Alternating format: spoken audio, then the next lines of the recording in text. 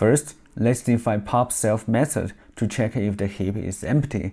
If the number of elements in the heap represented by self.realSize is less than 1, then that means this heap is empty. And if this heap is empty, this method will print a message, don't have any element, to inform the user that there's no element to be removed from the heap. Then it returns system.maxSize as a default value. So system.maxSize is the largest possible integer value in Python, which representing the maximum value that can be used for array indices and among other purposes. So by returning this value, this method indicates that there's no valid element could be removed from the heap because it was empty. When self.realSize greater than or equal to 1, there are still elements in the heap.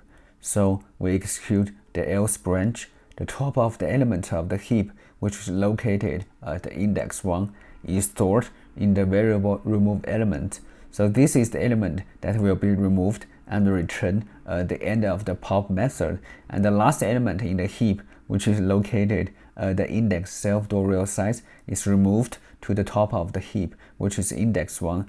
This is done to fill the gap created by removing the top element. The number of elements in the heap is decremented by 1. As one element has been removed, a variable index is initialized with value 1, so this variable will be used in the subsequent to keep track of the current position of the element that was moved to the top of the heap. We execute the while loop as long as the index is less than or equal to half of the current number of the elements in the heap, which is self.realSize floor divided by 2.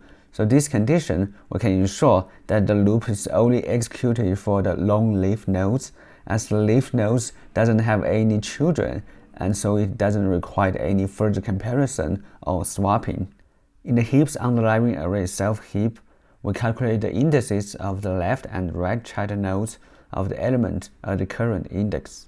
So when a complete binary tree is represented by using an array with root node stored at index 1, so the following relationship held between the indices of the nodes and its children will be the left child node index will be the current node index multiplied by 2, and the right child node index will be the current node index multiplied by 2 plus 1. Then, we restore the minimal heap property by bobbing down the element at the current index. If it's larger than either of them, the element will be swapped with its smallest child to check if the element at the current index is larger than its left child or larger than its right child. If this condition is true, the element needs to be swapped with the smallest of these two children to maintain the minimal heap property. And the nested if statement will compare the value of the left and the right children. If the left child value is smaller, the element at the current index is swapped with the left child, and the current index is updated to the index of the left child.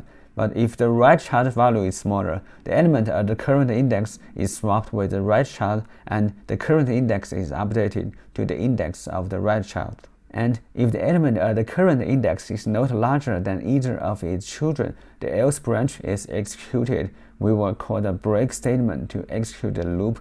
This means that the minimal heap property has been restored and no further swaps are needed. And finally, we just return the actual removed element, which is our desired output.